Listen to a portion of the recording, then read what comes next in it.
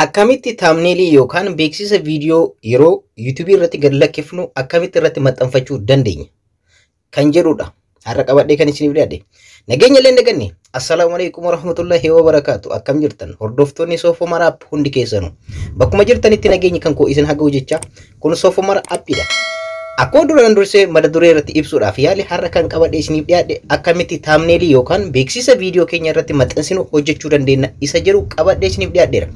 Egaa hamma dhumaatti woon kan nafaana turtan ta'e beeksisa ajaa'iba viidiyoo keessa yeroo YouTube irratti gad lakkiftan akkamitti irratti maxxanfachuu akka dandeessan dhibbatti isinitti agarsiisa. Dhaggeeffattoota kan koo thumbnailii karaa adda addaatiin yookaan beeksisa viidiyoo keessan irraa karaa adda addaatiin maxxansuun ni danda'ama. Har'a garuu appii tokkotti fayyadamnee akkamitti thumbnailii hojjechuu akka dandeenyu isinitti agarsiisa. Thumbnailii hojjechuudhaaf yookaan beeksisa viidiyoo keessan irratti maxxansuudhaaf appiiwwan isin barbaachisan jiranii isaan keessaa lama qabadhee isiniif dhiyaadheera. Lamaan keessaa Pixel Abii fi YouTube Studioodha. Waa'ee appiiwwan kanneen kanaan dura isiniif barsiisuu kan koon yaadattu appiiwwan kunniin warroota YouTube hojjetaniif baay'ee murteessoodha. Ammallee thumbnailii yookaan beeksisa viidiyoo keessan irratti yeroo maxxansuudhaaf appoonni kunniin lamaan isiniif murteessoodha jechuudha. Egaa thumbnailii hojjechuudhaaf websaayitoota adda addaatti fayyadamuu dandeessanii websaayitoonni kan hojjetanis jiranii appiiwwan biraas jirani kan dhibbatti kan hojjetan isaanis isa dabalata yeroo biraa qabadhee isiniif dhufa garuu karaa salphaa ta'een yeroo gabaabaa keessatti thumbnailii ajaa'ibaa kan baay'ee nama gammachiisu hojjechuudhaaf appiiwwan kanneen lamaan isin barbaachisa. Amma gara barnoota keenyaatti osoo hin cehin warroonni chaanaala bareedaa barsiisaa ta'ee fi baay'ee nama gammachiisu kanaaf haarawaa taatan subscribe godhaa. Akkanumallee viidiyoo kana like gochuudhaan jalqabaadha. Amma gara barumsa keenyaatti ceena. Egaa akkuma duraan dursee isinitti himuudhaaf yaale appiiwwan kunniin thumbnailii yookaan beeksisa viidiyoo keenya irratti maxxansuudhaaf nu gargaaranidha. Appiiwwan kanneen eessaa arganna warra jettaniif Telegiraama kan koo jala seentanii Soofoo Umar appii jettanii sarchii yoo gootan Telegiraama kan koo salphamatti argachuu dandeessanii liinkii isaallee descriptionii viidiyoo kanaa jala isiniif kaya.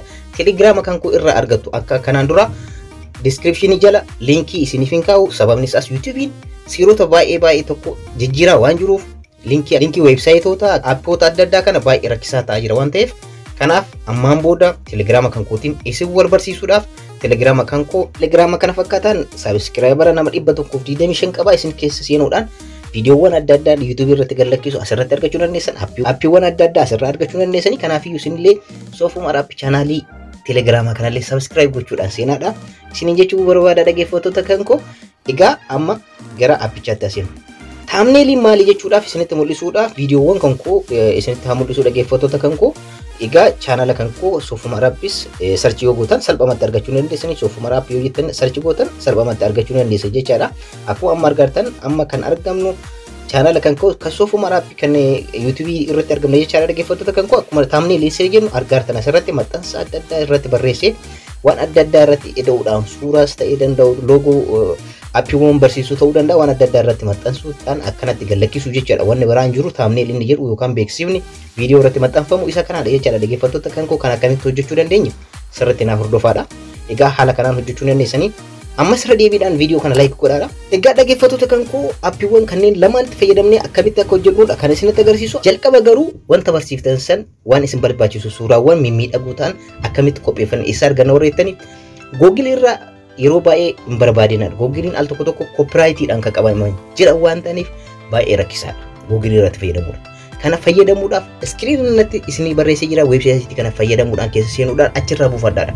Websaayitiin kun Pixel Abii jedhama. Pixel Abii kana achi keessa seenuudhaan sarchi gootanii Google Chrome keessan keessatti sarchi godhaatii suura barbaadan nyaata barsiisuu dandeessan waan barbaadan achirraa buufatanii firiidha waan ta'eef achirratti fayyadamuu dandeessan dhaggeeffattoota kan koo websaayita san irraa buufadhaadha. Pixel Abii jedheera sarchi godhaatii keessa isin seensisa waan barbaadan keessa seentanii filachuu ni dandeessan jechaadha dhaggeeffattoota kan koo.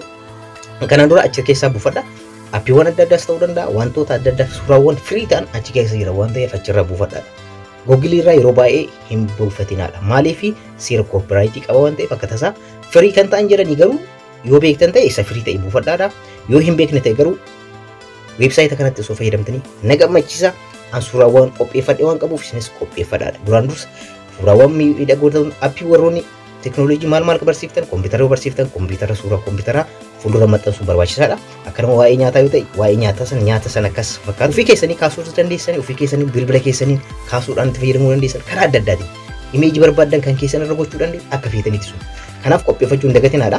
Egaa jalqaba Pixel Lab keessanii seentu. Pixel Lab keessa yoo seentan kana fakkaata jechaadha dhaggeeffattoota kan koo jalqaba irratti tuqaa 3 kana bira dhuftanii saayizii filattu jechaadha. Saayizii isin barbaachisu. Thumbnailiidhaan saayizii nu barbaachisu yookaan beeksisa viidiyoo irratti hidhuudhaaf nu barbaachisu saayizii isaa ni filattu jechaadha. Kanaaf image size isa jedhu qopheessitanii eegasii argaartanii custom ka jedhu fuuldura irratti mallattoo lock sadee kun jirti ishee tuutanii kanneen keessaa egaa profile picture akka barbaadanitti hojjechuu ni dandeessanii Facebook cover photo jira, Google Plus cover photo jira, Twitter jira waan barbaadan jechaadha. Nu garuu YouTube thumbnail dha barbaadna waan ta'eef YouTube thumbnail isa jedhu okay dha. Egaa saayiziin isa screen irratti argaartan kana okay jettan. Amma saayizii thumbnail dhaaf nu barbaachisu nuuf qopheessee jira. Amma kan gochuu qabnu background isaa sirreessuudha. Asirraa barreessinu background inni jedhamu kun isa screen irratti argaa jirtan kanaadha.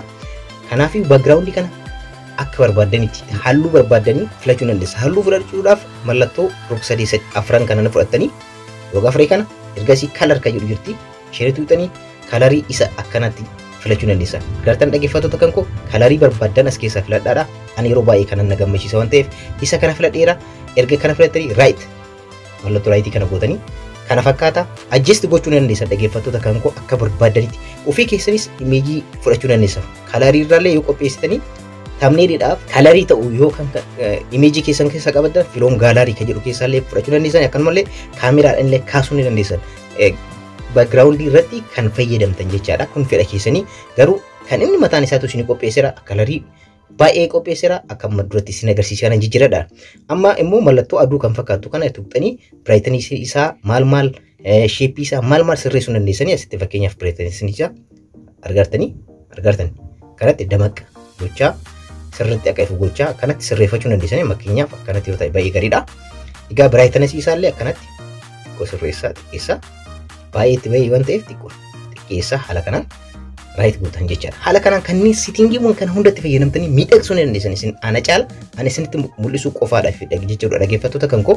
Erga kana background haala kanaan sirreessitanii amma barreeffama wanta hojjetanii yookaan viidiyoo san ibsu asirratti ni barreessa. Fakkeenyaaf amma kana irratti isin barsiisaa jiru beeksisa viidiyoo keessan irratti maxxansuuf. Isinumatti agarsiisuudhaaf dhaggeeffattoota kan koo irratti maxxansuuf. Isin bawana isin barbaachisu taayitilii keessan kan ibsu waa'ee isin barsiiftanii kan ibsu nyaata ta'uu danda'a kan nyaata ibsu teekinooloojii ta'uu danda'a teekinooloojii barsiisa adda addaa yeroo barsiiftan waan san ibsu jechaadha. Fakkeenyaaf haala kanaan erga qoonnettanii asirratti mallattoo kanarra dhuftanii asirratti adjust kan gootan jechaadha. Barreeffama kana akka barbaadan jalqaba irratti kan filatan maalidha bifa isaati jechaadha. Bifa isaa halluu kamirra ta'u gurraacha irra yoo ta'e baay'ee na gammachiisan gurraacha gootan. Ergasii saayizii isaati. Saayizii isaarraa jijjiiruudhaaf akkuma amma argartan saayiz ishee jedhu jira. Saayizii kana itti dabaltan jechaadha akka amma argartan haala kanaan jechaadha dhaggeeffattoota kan koo haala kanaan itti dabalaa hir'isuu dandeessanii fakkeenyaaf naannoo kanarra yoo ta'e rakkoo hin qabu jechaadha dhaggeeffattoota kan koo. Haala kanaan asirra gootanii amma akka barbaadan adjust gochuu dandeessan jechaadha dhaggeeffattoota kan koo. Waan adda addaatiin adjust gochuu dandeessanii asirratti fakkeenyaaf frontii yookaan istaayilii isaallee jijjiiruu dandeessan. Frontii barreeffama isaa jechaadha. Barreeffama isaa haala kanaan argaartanii mallee irra deebitanii kan biraa filachuu barbaadan haala kanaan argaartanii jijjiiraa ofiisitaan frontii barbaadan kan isin gammachiisu irra kaawwadhaadhaan yeroo hunda kan itti fayyadamu create round regular isa jedhu kanaadha. Okay irra jedha. Isa kanatti yoo fayyadamtan baay'ee isin gammachiisa. Amma immoo gara dabartanii istaayilii isaallee akka barbaadan jijjiiruu dandeessan. Fakkeenyaaf akkanatti akka barbaadan istaayilii isaa jijjiirtanii filattanii booda akkana gochuu dandeessan jechaadha. Akka barbaadanitti itti fayyadamuu dandeessan istaayilii isaallee waan barbaadaniin jechaadha. Garuu isa kana baay'ee filadhu. Isin akka fedhasin. Isa kana immoo walirraa fageessuudhaaf akka barbaadanitti jechaadha. Haala kanaan itti fayyadamuu dandeessan. Isa kana isinitti agarsiisuudhaaf qofa ani baay'ee itti fayyadamu isa kanas. Baay'een jiranii isin akka barbaadanitti itti fayyadamaadha. Asirratti backgroundidha jechaadha. Backgroundii isa kana eebsitanii background isaa jijjiiruu na barbaadda akka barbaadan haala kanaan akka sirriitti mul'atu jechaadha. Egaa background isaa immoo akkanatti duubatti dabalaa argaartan jedhee gara bitaatti akkana dabalaa backgroundiin kun hagam deemuu qaba fuulduratti hagam deemuu qaba argaartan dhaggeeffattoota kan koo jalatti gubbaarratti hoo hammam deemuu qabu argartan dhaggeeffattoota kan koo jalatti hoo akkamitti deemuudhaaf akkanatti sirriitti adjust gochaa raayit ni gootan jechaadha. Isin yoo barbaadan background kanallee itti fayyadamuu dhabuu ni dandeessan. Maaliif backgroundiin dursa jijjiirree inni kuniyyuu waan jiruuf jechaadha. Haala kanaan ni qopheessitu jechaadha dhaggeeffattoota kan koo barreeffama kana barreessitanii yoo fixan asirratti maal gootu asumarratti okeetan. Asuma screen kanarratti okeetan ni dhaaba jechaadha. Amma barreeffama biraallee waan itti dabaltan qoftan bifuma amma isinitti agarsiise kanaan itti dabaltan. Suuraa hoo amma akkamitti itti dabaluu dandeenya. Barreeffama kanallee akka adda addaatti halluu adda addaatti miidhagsuu dandeessan dhaggeeffattoota kan koo. Asirratti halluu baay'ee miidhagaa ta'een fakkeenyaaf asirra dhuftanii stroke isa jedhu kana yoo jettan raayit gootan isa kana enable isa jedhe kana on gootan.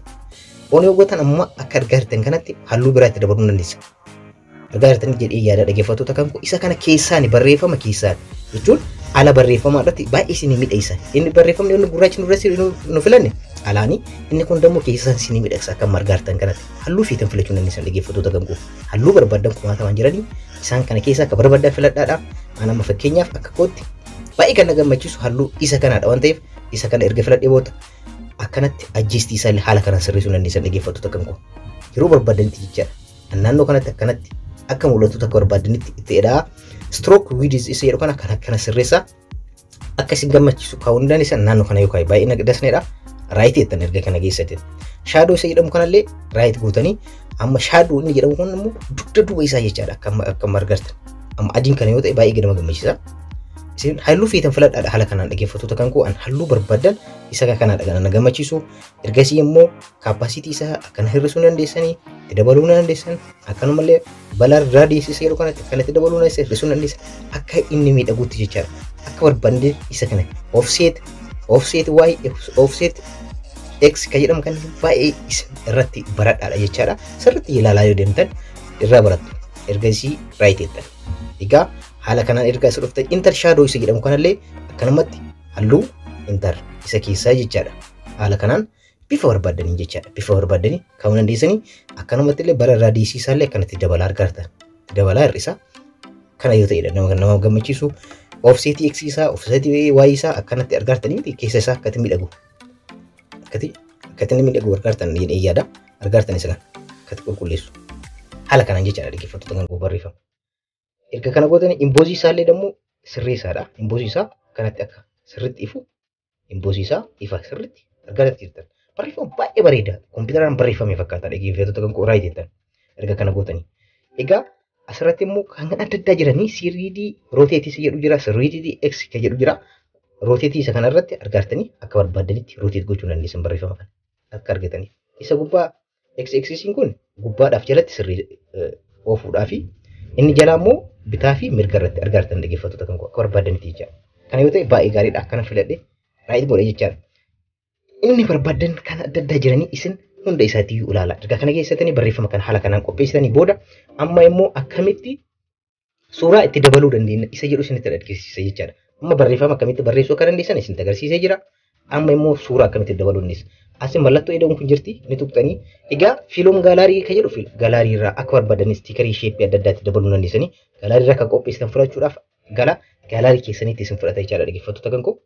Haala kanaan gaalaarii keessan keessa seentanii isa qopheessitan suuraa adda addaa kan qopheessitan irra geettan jechaadha. Fakkeenyaaf isinumatti agarsiisuudhaaf dhaggeeffattoota kan koo isa kana akkuma dura isinitti himee weebsaayitii duratti isinitti himee piksaabii irraa kan buufadheedha kunniin copyright irraa firiidha. Background isaallee jijjiiramuu dandeessanii akka feetanitti fakkeenyaaf aappiiwwan Gmail kana maal fakkaatu kana kana fakkaatan jechaadha. Asirraa argadhee asirratti buufadhee jira. Fakkeenyaaf YouTube kanatti dabaluu yoo barbaanne haala kanaan finnee egaa wantoota tokko background suuraa tokko wantoota adda addaa akkamitti jijjiiruu dandeenya duwwaa gochuu dandeenya.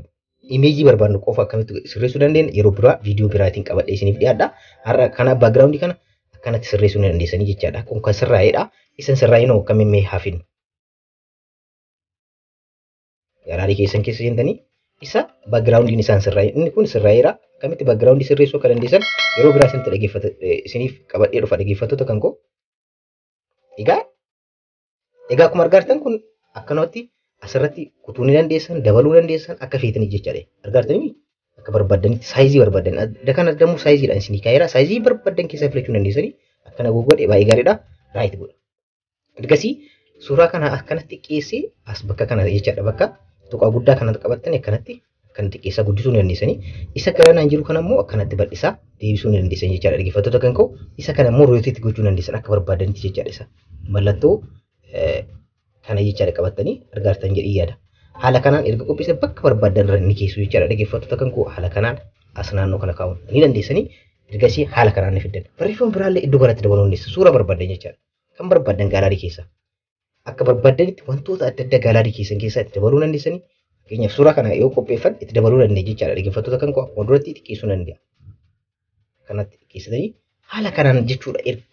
Waan barbaadan akkanatti dabaluu dandeessan. Dhaggeeffattoota kan ka'u waa tokko irraa akka barattan qofaadhaaf kan isinitti agarsiisaa jiru malee amman hunda isin irratti haala kanaan qopheessuu ni dandeessan jechaadha. Dhaggeeffattoota kan ka'u isa kana immoo suuraa asirratti argartan kana baakgiraawundii isaa immoo akkamitti jijjiiruu dandeessa suuraa tokko yeroo biraa qabadhee isiniif dhiyaadha jechaadha. Dhaggeeffattoota kan ka'u haala kanaan barreeffamoota adda addaa waan adda addaa miidhagaa ta'e amma fakkeenyaaf miidhagaa ta'e isa ta'e bakka sirriitti beeksisa bareeda irratti maxxansuu dandeessan jechuudha.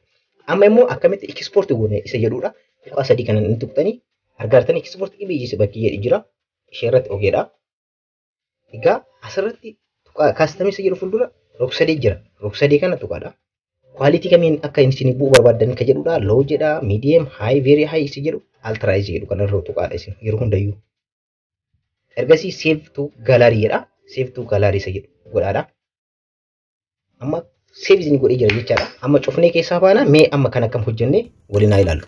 Egaa akkuma amma argartan dhaggeeffattoota kan ka'u thumbnailii ajaa'iba kan fakkaatu kana hojjennee jira jechaadha. Amma thumbnailii kana immoo akkamitti viidiyoo tokko irratti maxxansuu akka dandeenyu isinitti agarsiisu dhaggeeffattoota kan ka'u. Amma immoo maalidha? Thumbnailii kana akkamitti viidiyoo keenya irratti maxxansina isa jedhudha.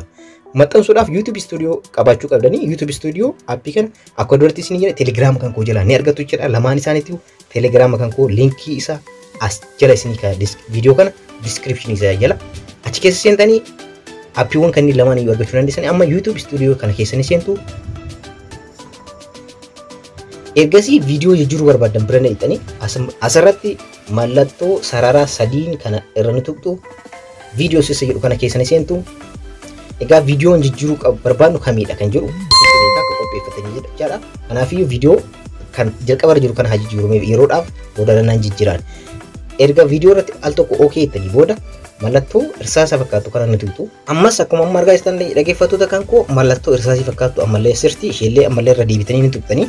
Amma gara gaalaarii keessanitti isin fudhata jechaadha. Kanaafiyyuu eessaa akka qabdan change image keessa qabdan moo bakka qabdan isintu beeka waan ta'eef bakka sanni filattu. Amma fakkeenyaaf change isa jedhu kanarra yoo isa qopheesse waan ta'eef asumarraa yoo dhufe na filadha jechaadha. Amma argaa jirtan hundiin thumbnailiidhaan an kanaan dura hojjedheera akkuma argartan isa jalqaba kanarra isarratti okeedha. Dhufee jira jechaadha. Asirratti beeksifni kun fuuldura dhufee jira. Amma select isa jedhu kana tuqxan.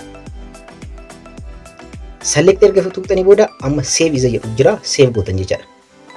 Haala kanaan save isinii godhee jira. Mee amma al tokko duubatti haa deebinu. Al tokko search godhaadha. Argaa jirtan dhaggeeffattoota kan koo bifa amma argaa jirtan kanaan viidiyoo beeksisa viidiyoo keessan irratti maxxansuu isa jedhu kana jalatti suuraa adda addaa irra maxxansuudhaan haala kanaan itti fayyadamee jira jechaadha. Egaa haala kanaan jijjiiruu ni dandeessan jechaadha dhaggeeffattoota kan koo gabaabinaan yeroo qabu keessatti appiiwwan kanneen lamaan akkuma duratti isiniin jedhe Telegram kan koo linkii isaa as jala isinii kaa Telegram kan koo keessa seentanii appiiwwan kanneen lamaanuu argachuu ni dandeessanii. Suuraawwan adda addaa eessaa arganna jechuu dandeessan. Fakkeenyaaf Facebook yoo ta'e Facebook loogoo isaa eessaa arganna akka isin jedhe duratti ammallee iskiriin irratti isinii barreessee jira. Akkuma amma argaa jirtan kana Piiksaa Abii isa jedhu kana keessa seentanii Facebook yoo ta'an Facebook loogoo godhaati sarchi godhaadha. Suuraa isaa ni argattan. Firiidha. Google Chrome keessan keessa seentanii websaayitii kanarraa ni argattu jechaadha. Akkanumallee warroonni Google irraa ni buufanna jettan isaan firii ta'an jiran garuu asirratti recommend isin godhan. Recommend kan isin godhu waan akkamiiti yoo websaayitii sirraa buufatanidha. Maaliif Google yeroo baay'ee piraayitii kan ofirraa qaban suuraawwan baay'ee waan jiraniif itti rakkatu jechaadha. Kanaafiyyuu barnoonni kan koo kan har'aa kan fakkaata dhaggeeffattoota kan koo warroonni YouTube kootiif haarawaa taatan subscribe godhaa. Akkanumallee viidiyoo kana like godhaa. Yeroo biraa barnoota biraatti waliin deemnaa. Horaa bulaa.